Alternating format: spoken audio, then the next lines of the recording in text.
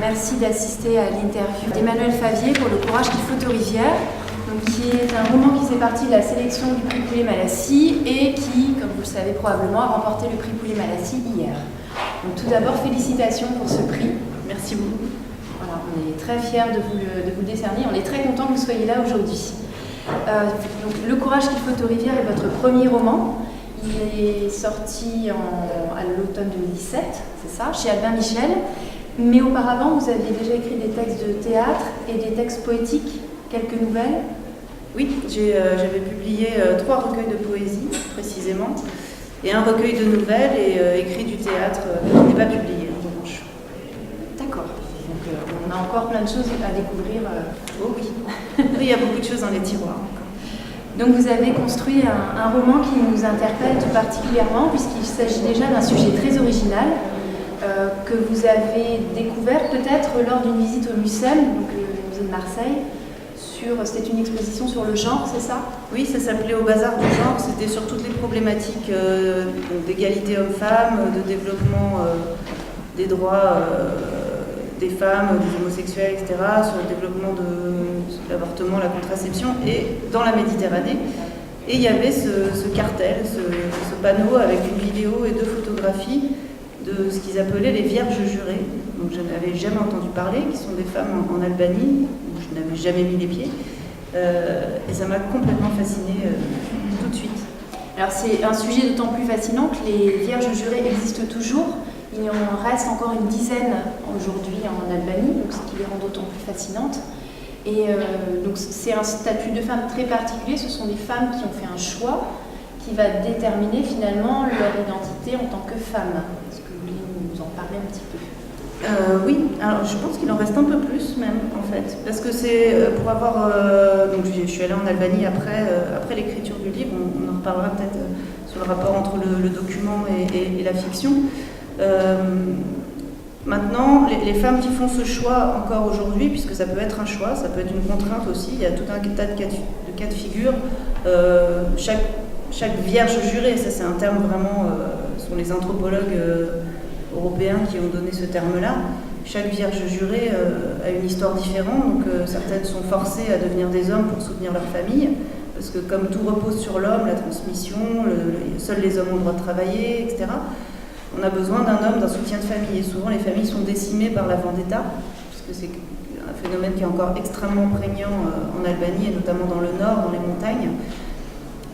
Donc ça c'est quelque chose qui arrive assez souvent, mais ça peut être aussi une stratégie d'émancipation, c'est ce qui m'a intéressée au départ, à savoir dans cette maigre marge de liberté qu'elles ont, elles font le choix de devenir des hommes pour avoir davantage de droits, de privilèges et de possibilités, donc de travailler, et puis même dans la vie quotidienne, d'aller et venir, de conduire, de fumer, de boire, de participer aux assemblées, en fait d'avoir une réelle existence d'individu et d'être véritablement respectées, puisque ces femmes sont très respectées. Elles sont même encore plus respectées que des hommes, puisqu'elles ont fait ce sacrifice, entre guillemets, de leur virginité, de leur maternité, puisque donc elles ont vraiment l'uniforme social des hommes. Si vous les voyez passer dans la rue, vous pensez que ce sont des hommes.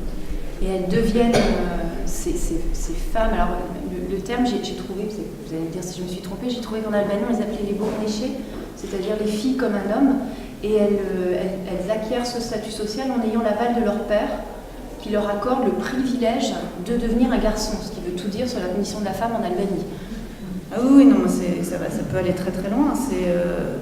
Après, je pense aujourd'hui c'est beaucoup moins ritualisé, je ne sais pas exactement, elles prêtent plus serment, il n'y a plus ça, mais avant c'était vraiment un choix plus ou moins contraint de devenir effectivement bournéché, parce que bourg ça veut dire homme en albanais, et nesh c'est le suffixe qui féminise.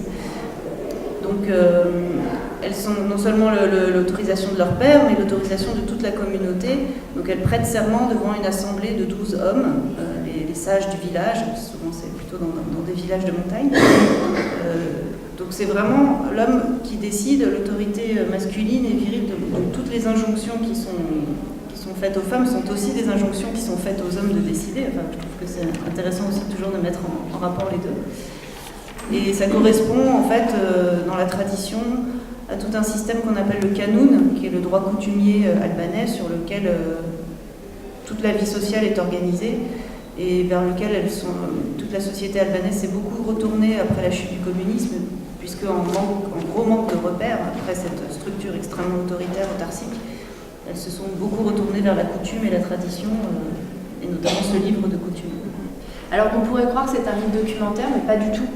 Parce que là on parle beaucoup de cette situation des vierges jurées, pas du tout. La 4e de couverture même nous leurre un peu, parce que, bon, cette 4e de couverture c'est des histoires d'éditeurs, mais on est dans finalement une sorte presque de conte qui réfléchit sur ce que ça signifie être une femme, ce que ça signifie être un homme. Vous venez de le dire sur la domination aussi masculine et comment cette domination finalement elle est institutionnalisée quelque part. Donc c'est presque une sorte de conte, peut-être, au niveau de l'écriture.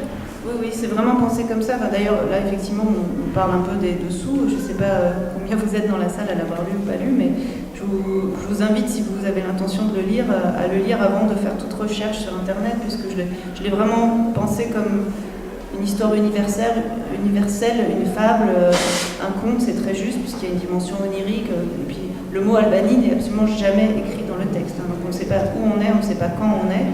Les gens qui connaissent très bien l'Albanie et son histoire peuvent facilement trouver des petits détails. J'ai semé des indices comme ça un peu partout. Mais je l'ai vraiment... Parce que en fait, quand je suis tombée sur cette tradition dans le musée, ce qui m'a interpellée, je crois que c'est vraiment en écho à des réflexions personnelles sur notre société, sur la façon, et même beaucoup plus intimement sur la façon dont on se construit. Alors certes en tant que femme, mais en tant qu'individu, comment on se construit contre ou avec ou par rapport au déterminisme et à toutes les injonctions qui nous sont faites selon qu'on est homme ou femme, selon qu'on est dans tel ou tel contexte culturel, sociologique. Donc finalement c'est beaucoup plus large. Alors pour mener finalement cette réflexion, le livre il nous interpelle par rapport au sujet, il nous interpelle par rapport à son écriture, on en reparlera tout à l'heure, et il nous interpelle aussi à travers des personnages de femmes qui sont très beaux. Donc il y en a 4 finalement dans l'histoire. Il y en a 2 qui sortent un petit peu du lot, qu'on va retrouver, qui vont être le fil conducteur, mais il y en a 4 au total.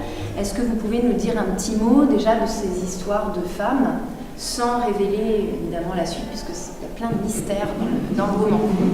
Oui, je me fais souvent disputer par les journalistes, parce que c'est compliqué de parler du livre, les gens qui ne l'ont pas lu, puisqu'il se passe quand même quelque chose à la page 40, qui arrive assez vite. C'est le premier roman, alors on ne gère pas encore très bien le suspense. Non, je plaisante. C'est pas très grave si on le révèle, mais bon, c'est vrai que ça fait partie quand même du plaisir de lecture aussi. Mais en gros, effectivement, il y a. Alors, moi, obligé de tout dire. Non, voilà. Mais moi, je vois plutôt en fait 3 personnages principaux. Pour moi, ce sont 3 chemins d'émancipation à 3 stades. En fait, le premier stade étant celui de Manouché, donc qui est le personnage qui ouvre le livre, qui est vraiment un personnage de vierge jurée classique entre guillemets, c'est-à-dire que pour refuser un mariage forcé, elle a dit bon, je ne t'épouse pas, mais en contrepartie, j'épouserai personne, et du coup, je deviens un homme, et ça me va bien parce que ça me donne une vraie indépendance et une vraie liberté que je n'aurais pas sans cela. Et donc, on découvre Manouché dans son quotidien, parce que c'est ça, en fait, qui est le point de départ. Moi, c'était vraiment essayer de me mettre à la place de ces femmes, comprendre ce que c'est le quotidien d'une femme qui a décidé d'être un homme, pas du tout pour des raisons d'identité intérieure où elle se sentirait plus masculine, c'est pas du tout un choix évidemment chirurgical, voilà, donc en le décalant dans des contextes culturels très différents. Donc c'est une première émancipation ténue dans un cadre contraint. Et puis la deuxième émancipation, c'est un personnage qui a été forcé à nier ce qu'il était au départ, et qui donc son chemin d'émancipation, c'est la fuite. Donc c'est quitter la violence du contexte familial, culturel dans lequel il est. Elle, puisque donc, il y a effectivement un jeu sur le genre, on ne sait pas trop, mais le chemin c'est la fuite, c'est s'éloigner de son lieu d'origine pour essayer de s'en évader, s'en émanciper. Or, on sait très bien que ce n'est pas forcément la solution, puisque ça nous revient toujours un petit peu dans le visage, donc il y a toujours un moment où il faut revenir sur ses origines pour comprendre et pour accepter d'où on vient, puisque finalement c'est ce qui nous constitue. On ne peut pas couper le fil généalogique, on ne peut pas couper avec tout l'héritage aussi lourd, futile qui est le nôtre. Il faut se le réapproprier, il faut en faire quelque chose, le sublimer. Et ça c'est le destin du troisième personnage qui va justement avoir besoin de revenir sur ses traces pour comprendre ce qu'elle est et s'accepter telle qu'elle est. Ça, c'est le personnage de Dirina, la jeune fille qui essaie effectivement de retrouver les pièces manquantes de son histoire. Et puis, alors moi, j'en avais repéré un autre encore, c'était Gisela. Voilà, alors Gisela, c'est un autre personnage que je mets peut-être comme un personnage secondaire au sens où c'est pour moi un personnage d'adjuvant, comme on dit en narratologie. C'est vraiment un de ces personnages que rencontre Adriane sur son chemin et qui lui permet justement de parvenir à plus à la vérité de ce qu'elle est. Et Gisela, c'est un personnage qui lui-même a fait un choix assez radical puisqu'elle venait d'un milieu un peu privilégié. Alors, pour le coup, je ne sais plus si je le dis qu'elle est allemande, mais je crois. En tout cas, dans ma tête, elle est allemande. C'est pas très important. En tout cas, elle a quitté son pays et dans un contexte où elle vivait dans un contexte assez privilégié. Elle voulait échapper à ce déterminisme du privilège qui en est un aussi, qui peut être aussi très lourd parfois. Et elle s'est retrouvée, finalement, son chemin d'émancipation à elle, c'était de devenir prostituée. Alors, c'est aussi une manière de parler d'un phénomène qui est très important en Albanie, qui est d'une grande violence, évidemment. On le sait, en France, où il y a tout un réseau de prostitution albanaise. Voilà, mon roman n'est pas du tout là-dessus, mais forcément, en tirant des fils dans une culture, on s'intéresse à tout, et puis c'est un pays qui est absolument fascinant à plein d'égards. Donc c'était aussi une relation à ça, et puis évidemment, penser la prostitution, c'est quelque chose de très complexe, la dimension du choix, la dimension de l'injonction, enfin, c'est quelque chose qui est très difficile à penser, y compris pour les politiques. Donc c'est un personnage important pour moi, qui aide beaucoup Adriane à parvenir à sa vérité propre, qui remplit cette fonction-là dans le roman, mais qui en soi est aussi une figure d'émancipation, une figure de radicalité, de décision, de prise en charge de son destin. Voilà, je crois que c'est vraiment ça, c'est comment on trouve le courage de prendre en charge son destin. Et puis à côté de ces personnages féminins, il y a des figures d'hommes qui sont assez évanescentes et ça participe aussi de la construction onirique, de la thématique du conte finalement dans le roman. Il y a par exemple Mario, qui est une sorte d'ogre finalement. Est-ce qu'on peut vraiment lire ce roman comme un conte, hein? C'est-à-dire que le lieu est très flou, l'époque est très floue, on peut imaginer ce qu'on veut, ça pourrait se passer au Moyen-Âge, ça pourrait se passer maintenant, dans 100 ans, enfin le roman est très ouvert en lui-même. Est-ce que ce personnage de Mario, vous l'avez pensé comme un ogre, justement?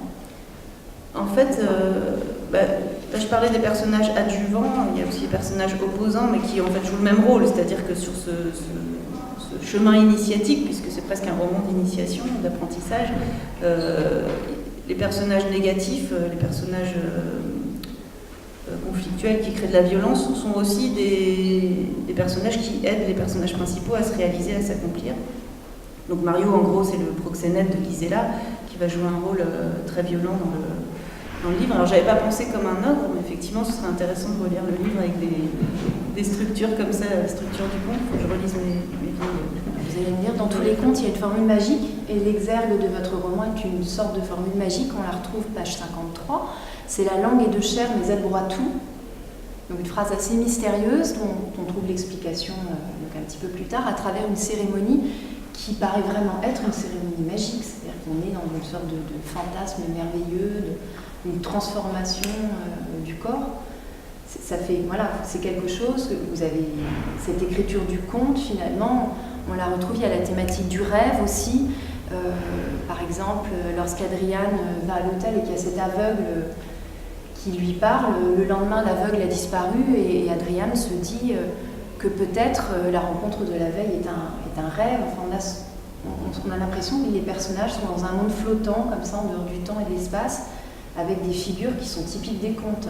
Le vieil homme, la cérémonie, la formule magique, l'ogre, et la petite fille aussi qui est perdue et qui se cherche. Oui, c'est intéressant ce que vous dites parce que ça me fait relire. Non, mais parce que j'avais pensé au conte, mais là vous avez vraiment poussé la réflexion très loin dans ce chemin-là et ça fait écho après évidemment à des choses que j'avais pu me formuler, mais pas de manière aussi précise. Et en fait, tout ça c'est un rapport au sacré en fait. J'ai été élevée sans religion, je suis athée.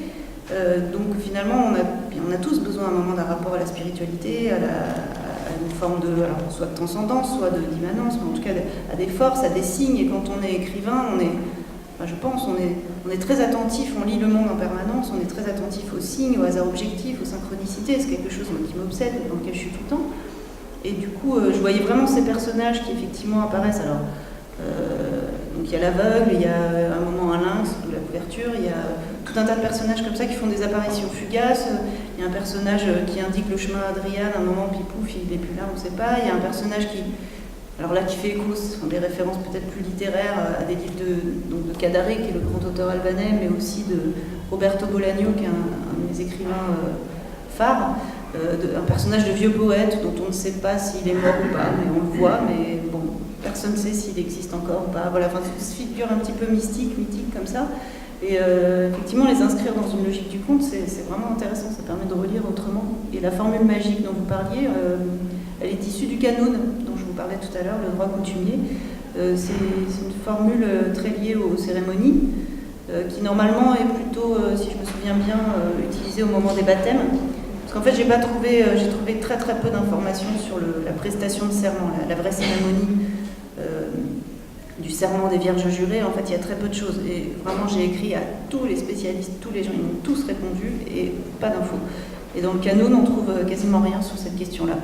Donc ce que j'ai fait, c'est que je me suis approprié les traditions, les rituels que j'ai pu trouver, notamment du baptême, et j'ai fait un mélange avec ma propre inspiration, et j'en ai fait quelque chose qui pouvait être vraisemblable, mais qui est plus évidemment que ce qui devait se faire en réalité, mais qui pour moi est tout aussi vrai que si je l'avais lu dans un document, et qui correspond à ce rapport au rituel et au sacré dont je parlais, qui est très important pour moi, qui me permet peut-être de pallier l'absence de Dieu.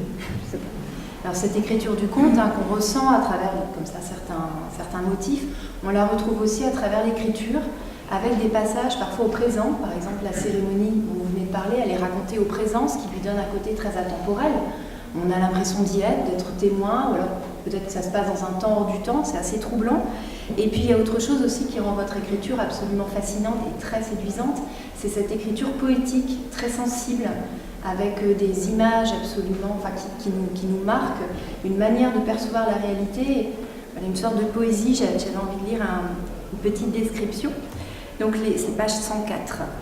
Les abords du centre l'épouvantèrent, la profusion extravagante des voitures, les larges avenues à l'échelle inédite, le bruit, l'odeur âcre, faisaient ressurgir les vieilles croyances rabâchées de sa mère, les mythologies villageoises qui teintent la grande ville de tonalités infernales. Les toits plats des bâtiments énormes aussi étaient un effroi, montagnes décapitées, majestés arasées par la férocité des hommes. Et tout au long du roman, on a cette écriture, c'est magnifique, hein. C'est magnifique parce que là, vous êtes en train de décrire un paysage urbain, donc a priori quelque chose qui n'est pas un matériau poétique comme ça, dans son sens, et puis vous le transformez vraiment en une image poétique. Quelques chapitres en italique sont effectivement au présent, qui correspondent à ces moments rituels, à ces moments performatifs, donc effectivement intemporels, qui sont des passages. Donc il y a la cérémonie, bien entendu, où le personnage de Manouché prête serment pour devenir une vierge jurée, mais il y a aussi un moment d'émancipation pour Dirina, qui est une petite fille et qui fait une fugue. Donc c'est presque un baptême pour elle, enfin vraiment ces moments d'adoubement. Et voilà, donc effectivement il y a une intemporalité qui me paraissait juste, avec non seulement le temps présent, mais l'italique, qui rappelle un peu le latin, enfin, espèce de langage de la cérémonie. Voilà, c'était dans cette idée de l'affranchissement des esclaves, avec les cheveux qui étaient coupés aussi dans l'Antiquité romaine. Oui, voilà, ça fait complètement écho aussi à d'autres rites. On peut penser au Vestale aussi, en pensant aux Vierges jurées. Et puis la poésie, oui, je pense que c'est mon rapport, là encore mon rapport au sacré, il est lié à la poésie, il est purement dans la littérature, c'est-à-dire que moi, mes figures divines, ou païennes, ou mystiques, voilà, les figures que je croise sont mes auteurs. Voilà, je vous parlais de Bolaño, une fois j'ai fait une rencontre, parce qu'il m'arrive d'organiser des soirées littéraires, je fais une rencontre autour de Bolaño et il était dans le public. Bon, il était mort depuis 15 ans, mais il était dans le public. Ce genre de choses. Je vois Rimbaud souvent passer, parce que c'est une figure importante pour moi, Virginia Woolf, voilà. C'est mon rapport à la poésie et à la littérature est complètement entrelacé avec tout ça. Et la poésie, du coup, l'écriture poétique, c'est mon langage sacré, c'est mon langage liturgique à moi, en fait. Et donc, et comme j'ai toujours écrit de la poésie, ça infuse forcément le roman. Enfin, je pense que depuis que le roman existe, on essaye de trouver l'alliance entre le roman et la poésie, et le romanesque et le poétique. Donc, bon, voilà, je suis dans cette tradition-là très clairement. On sent un amour des mots très fort. Donc, je vais vous poser quelques questions. Alors peut-être que je me trompe complètement, mais moi j'aime bien chercher en fait la symbolique des noms des personnages. Donc Adriane, ça vient de la mer Adriatique, qui borde l'Albanie. Et moi je l'ai relié en fait au sens du titre, parce que on a un titre qui est inachevé. Le courage qu'il faut aux rivières. On se dit mais pourquoi faire pour se jeter dans la mer? Et justement, Adriane vient de cette mer Adriatique qui est à l'ouest de l'Albanie. Donc, est-ce que c'est une manière de dire finalement que c'est le parcours d'un personnage pour essayer de trouver son identité ou pour oser aller vers Adriane? Est-ce que ça peut être ça? Oui. Non, mais là, je sors mon joker parce que typiquement, il y a quelques petits endroits où je refuse de répondre, puisque c'est pour moi très important que chacun se fasse sa lecture, son chemin. Et typiquement, les noms des personnages, c'est pas que je veux pas livrer ma cuisine, sur plein d'autres sujets je veux bien, mais là je trouve que c'est très important que le lecteur se l'approprie totalement, que ça fasse écho à son imaginaire, à ses références, à sa culture, à son histoire. Voilà, ça c'est sacré, donc c'est secret. Je vous poserai la question pour Manouche après, parce que j'ai fait des recherches et j'ai une théorie complètement fabuleuse. J'adore. On ira voir. Par rapport au titre aussi, alors la thématique de la rivière, je pense qu'elle n'est pas anodine, parce que déjà c'est un symbole de la féminité, au moins depuis l'Antiquité, peut-être même encore avant. Donc c'est aussi une manière de représenter cette féminité. Et puis avec la thématique de la rivière, il y a aussi une forme de pénibilité. C'est-à-dire que la rivière, elle avance, elle creuse petit à petit. C'est un chemin qui est sinueux en fait, c'est pas quelque chose qui est tracé tout droit et qui coule de source, pour filer la métaphore. Oui, la rivière, c'est vraiment... D'abord, c'est la métaphore de la liberté dans la contrainte. C'est-à-dire qu'il n'y a rien de plus libre que l'eau, d'une certaine façon. D'ailleurs, dans certaines langues, on ne dit pas libre comme l'air, on dit libre comme l'eau. Je vais utiliser cette expression. Mais c'est aussi la contrainte du lit, de la rivière, c'est-à-dire ce sont nos déterminismes. Et comment on trouve sa liberté dans nos contraintes. C'est, je crois, pour moi, le chemin existentiel le plus intéressant à creuser.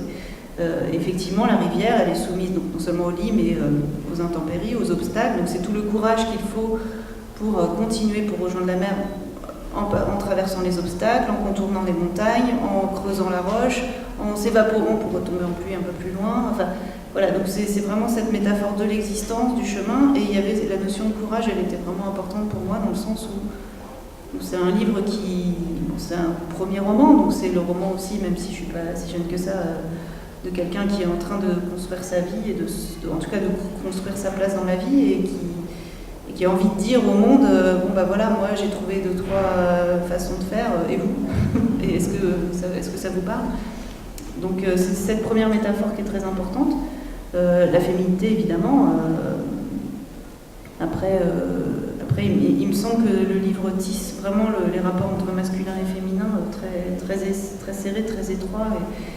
Et je n'ai pas envie de l'enfermer dans un livre de femmes pour les femmes. Vraiment, non, il peut se faire vraiment de plein de manières. De toute façon, à partir du moment où on pose cette idée du conte, on peut imaginer ce qu'on veut, ça peut se passer presque où on veut, parce qu'on a très peu de références qui permettent vraiment d'identifier un lieu où on ne peut pas. Enfin, il faut vraiment connaître l'Albanie, mais il y a plein de gens qui y ont vu, des gens qui voyaient la Turquie, des gens qui voyaient... Voilà. C'est des forêts, des montagnes, enfin, ça peut se passer où on veut. Et puis à côté de cette description très onirique des paysages, il y a quand même, vous en parlez, l'idée du courage, de la difficulté, et on a des descriptions en même temps très réalistes. C'est-à-dire qu'on n'est pas dans le cliché, on n'est pas dans la négation du réel. Pour autant, il y a des scènes qui sont très violentes. Et puis il y a aussi la difficulté de ces femmes à être femmes. Alors, vous avez parlé de Manouche, donc, qui est une vierge jurée. On n'est pas dans quelque chose de facile où allez hop, elle devient un homme et puis tout va bien. Vous parlez vraiment de la difficulté pour les travaux de force, du corps aussi qui s'abîme.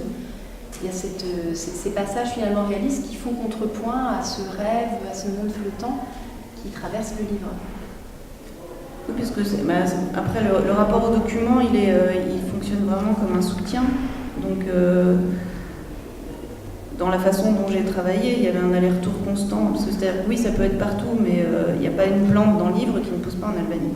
Donc ça, je fais vraiment attention à ça.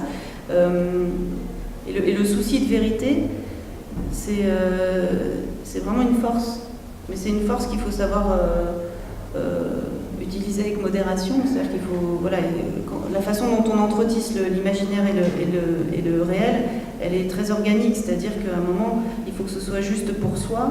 C'est-à-dire qu'on peut s'échapper du document et du réel et de la vérité si on y est bien installé. Donc c'est vraiment un aller-retour permanent de trouver sa liberté et sa justesse dans l'exactitude historique réelle. Et de la même façon, le rapport à ce qu'on raconte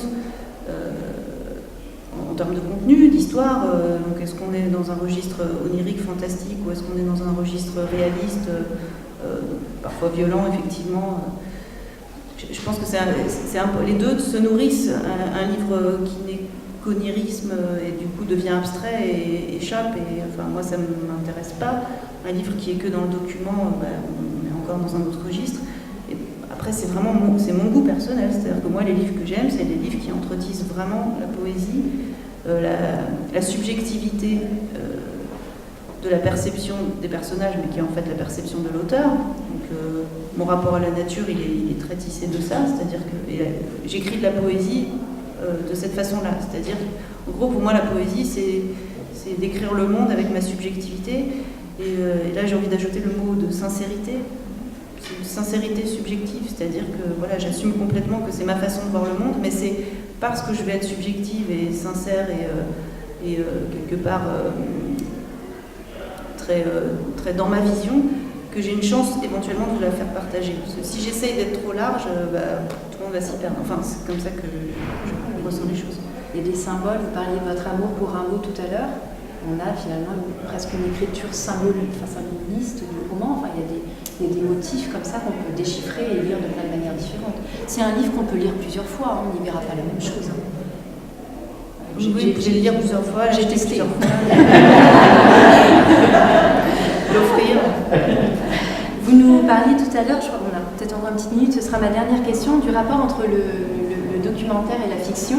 Vous en touchez un mot à la fin de votre roman. Est-ce que vous pouvez vous avez parlé de l'Albanie, nous dire un petit peu comment vous avez construit le rapport au document?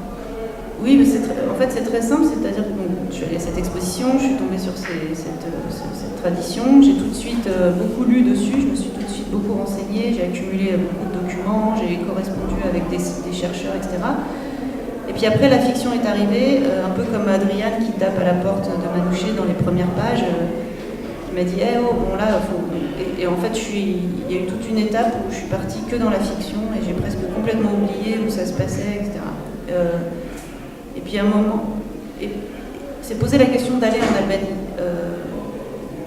D'une part pour avoir une certaine forme de légitimité, d'autre part parce que simplement quand vous travaillez plusieurs mois, voire plusieurs années sur un sujet, forcément vous avez très envie d'aller voir le pays, puis c'est pas très loin en plus. Donc, mais je voulais pas y aller trop tôt. Donc j'ai attendu d'avoir fini une première version du roman avant d'aller sur place pour un peu vérifier mes intuitions. Et en fait, il se passe un drôle de truc, c'est que, en gros, forcément, vous y allez, et c'est exactement comme vous l'imaginiez, puisqu'en fait, vous plaquez votre imaginaire sur ce que vous êtes en train de voir. Donc, moi, je voyais mes personnages dans la rue, je voyais, ils faisaient tout comme dans mon livre, forcément. Mais c'est en fait ma subjectivité d'auteur et d'imaginaire qui transformait le réel que j'étais en train de vivre. En revanche, c'était important que j'y aille après pour pas me sentir trop en porte-à-faux. Par exemple, les Vierges jurées, j'ai failli en rencontrer, j'en ai pas rencontré finalement, et c'était pas plus mal. Parce que ça m'aurait vraiment mise dans une espèce de conflit de loyauté où je me serais sentie obligée. Pour le coup, ça aurait vraiment contraint ma liberté d'auteur, je pense. Merci.